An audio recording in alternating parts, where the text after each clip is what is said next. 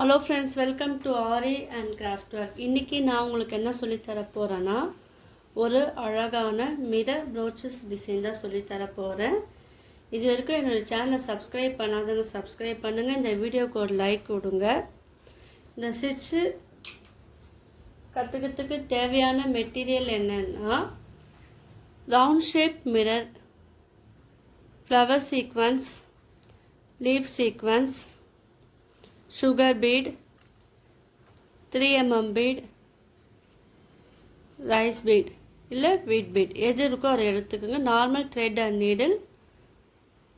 நான் அந்த மிரருக்காக embroidery thread எடுத்துருக்கேன். ஸோ உங்களுக்கெல்லாம் இந்த வீடியோ யூஸ்ஃபுல்லாக இருக்கும். அதனால் வீடியோவை யாரும் ஸ்கிப் பண்ணாதீங்க. இதில் நான் ஒரு கொஸ்டின் கேட்பேன், நீங்கள் ஆன்சர் பண்ணணும்.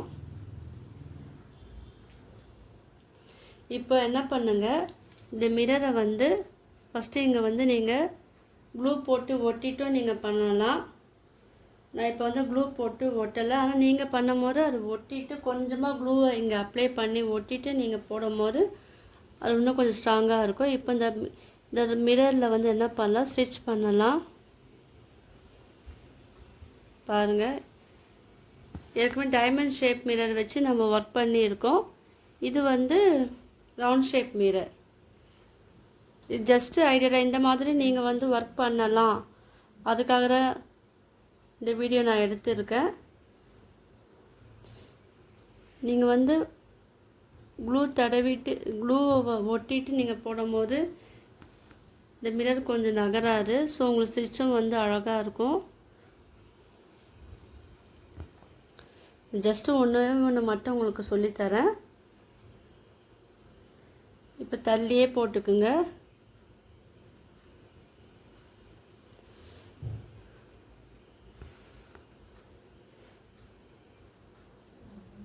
பாருங்க,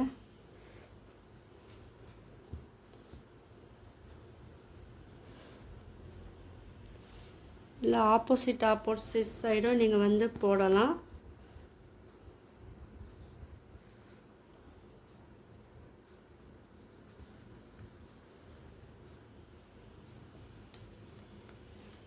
த்ரீ ஸ்டிச்சு கூட நீங்கள் போடலாம், ஏன்னா இன்னும் ஸ்ட்ராங்காக இருக்கும். நீங்கள் க்ளூ போட்டு ஒட்டிட்டு நீங்கள் இது போடுங்க, ஃபேப்ரிக் க்ளூ. இப்போ நீங்கள் இங்கேருந்து ஸ்டார்ட் பண்ணுங்கள்.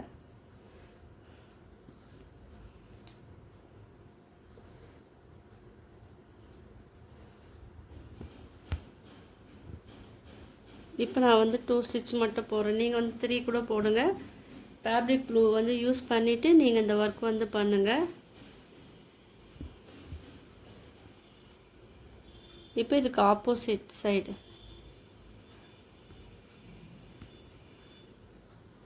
இப்படி போடும்போது நம்மளுக்கு ஸ்கொயர் ஷேப்பில் கிடைக்கும்.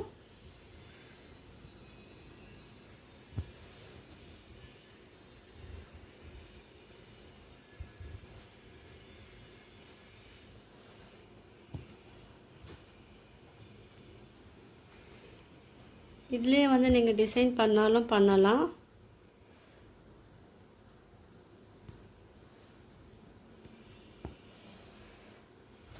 பாருங்கள்,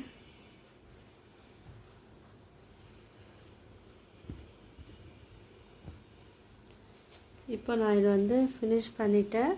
உங்களுக்கு சென்டரில் வரணும், நீங்கள் என்ன பண்ணணும், நீங்கள் க்ளூ போட்டு ஒட்டிட்டு இதை பண்ணுங்கள். கீழே நாட் போட்டு இது ஃபினிஷ் பண்ணிடுங்க.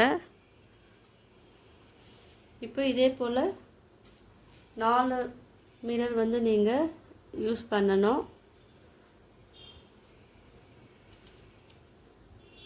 பாருங்கள்,